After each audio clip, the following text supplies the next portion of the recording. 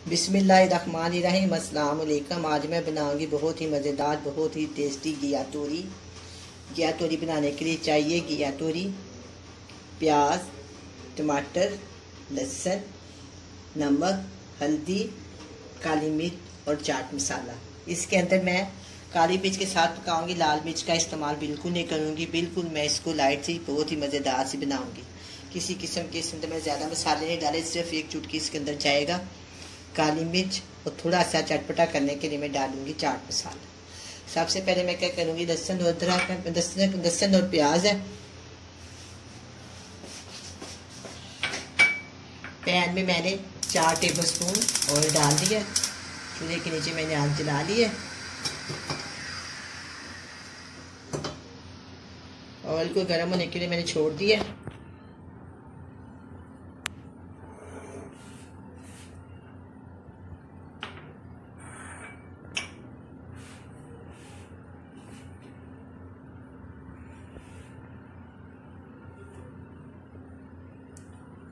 Oil हल्का सा गर्म हो गया। इसके अंदर मैंने सिर्फ 2 कलियां ली हैं लहसुन की, वो मैंने इनको बारीक भी चॉप कर दिया, सिर्फ 2 कलियां।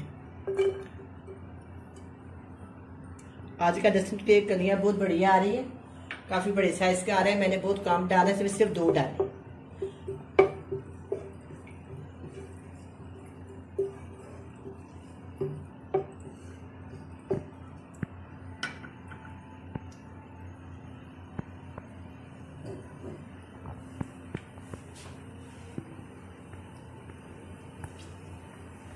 अब ऑयल गर्म हो गया और लहसुन फ्राई होना शुरू हो गया।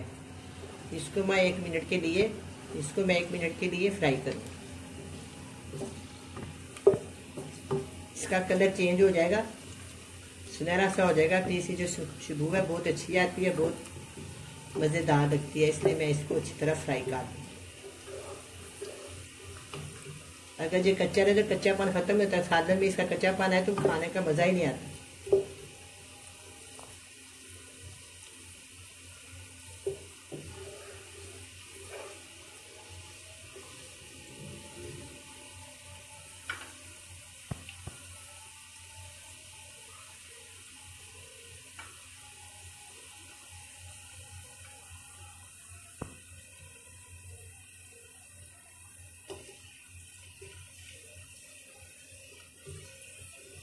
मुझे देखें इसका कलर पिंक पिंक सा हो गया। अब मैं इसके अंदर डालूंगी एक छोटे साइज की प्याज, वो भी मैंने बारीक बारीक काट ली।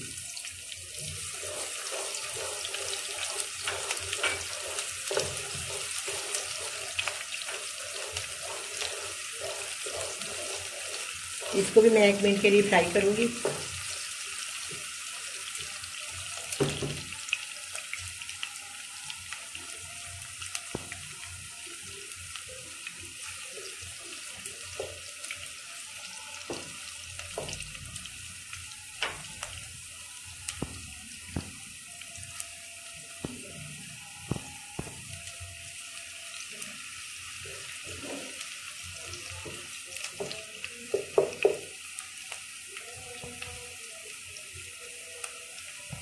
अब इसको भी 1 मिनट हो गया, हल्का हल्का फ्राई हो गया। अब हम इसके अंदर डालेंगे 1 अदद टमाटर, नासिक साइज का, मीडियम साइज का। इसको भी मैंने बारीक बारीक काट।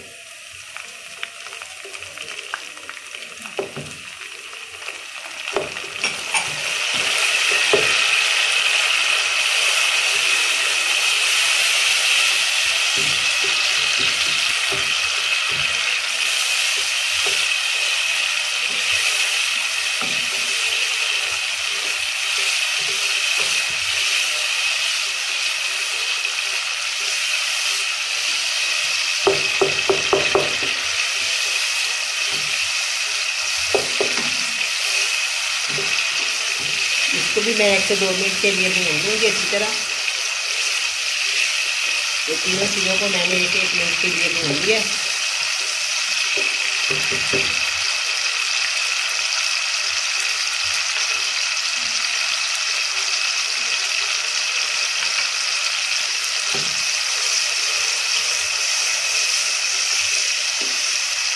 अब इसमें मैंने कोई खास मसाले शामिल नहीं करने। 1/4 टीस्पून हल्दी है और हसबे जायका इसमें मैंने नमक डाला। और एक चुटकी इसके अंदर मैंने डाली है काली मिर्च, और थोड़ा सा मैंने हाफ टी स्पून के करीब मैंने चाट मसाला डाला है। थोड़ा सा हम बाद में डाल देंगे इसके अंदर काली मिर्च, क्योंकि ये काली मिर्च के साथ बनना है। इसके अंदर मैंने रेड मिर्च का इस्तेमाल नहीं किया। थोड़ा सा पानी डालेंगे ताकि ये अच्छी तरह भून जाए।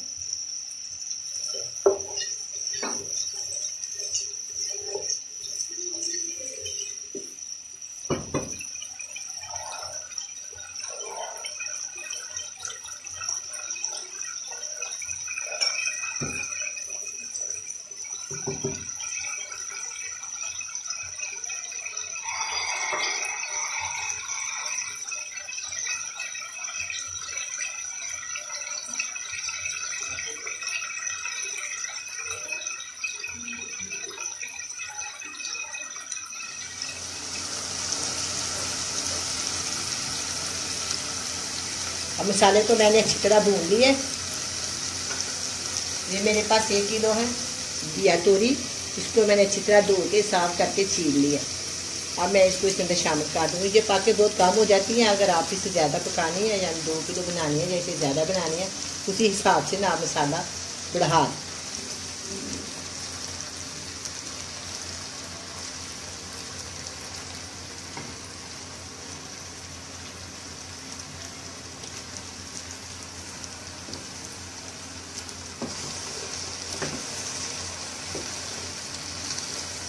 इसके अंदर मैंने किसी किस्म का पानी नहीं शामिल करना, क्योंकि घिया तोरी के अंदर काफ़ी ज़्यादा पानी होता है। उसी पानी के अंदर ये ना गल जाएंगी और बाद में हम इसको अच्छी तरह भून लेंगे। अब मैं इसको अच्छी तरह मिक्स करने के बाद 10 मिनट के लिए मुनासिब आग पे मैं इसको रख दूँगी और ये आस्ता आस्ता पकती रहेंगी। फिर हम इसको 10-15 मिनट के बाद दोबारा चेक करेंगे। पानी बिल्कुल नहीं मैंने डाला आपके सामने, बस मैंने इसको ना भून के इसके मिक्स कर दिया। और मैं इसको आप कवर कर देती हूँ। और जो मेरे पास थोड़ी आंच तेज़ है, मैं थोड़ी सी कम कर देती हूँ। चलिए, अब मैं 10 मिनट के बाद मिलूँगी आप। मैं इसको दोबारा चेक करती हूँ। माशाल्लाह खूब ये पकनी शुरू हो गई है। देखो काफ़ी ज़्यादा इन्होंने पानी छोड़ दिया है। इसमें काफ़ी ज़्यादा पानी होता है, इसी पानी से तो ये गल जाती हैं। हम इसको दोबारा डाल देते हैं, गलने तक इंतज़ार करते हैं। अब ये घिया तोरी अच्छी तरह गल गई है। अब मैं इसको भून लेती हूँ, 5 से 6 मिनट तक तैयार हो जाए।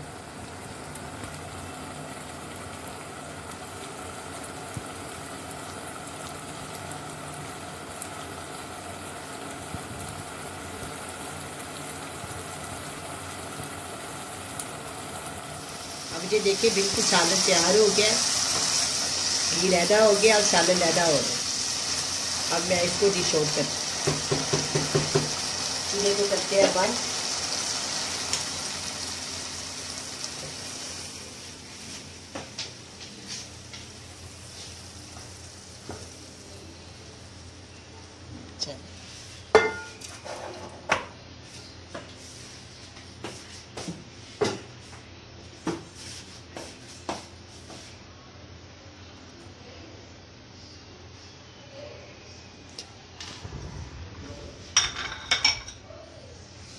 अब ये सालन तैयार है, बहुत ही मज़े का बना है। आप भी बनाए, बड़े मज़े से खाएं। अल्लाह हाफ़िज़।